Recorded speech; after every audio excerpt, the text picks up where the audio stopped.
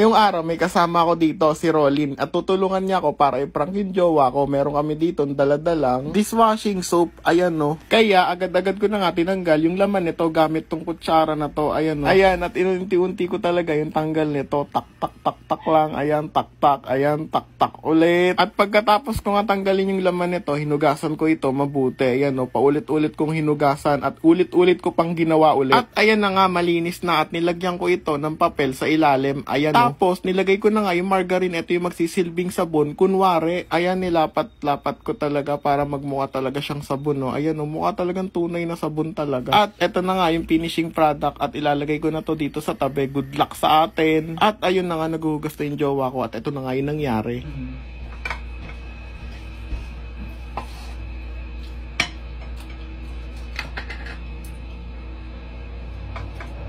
Ha, tingnan mo. Roy, tikman mo, dali. Ano yan? Sarap. Kadiri ka!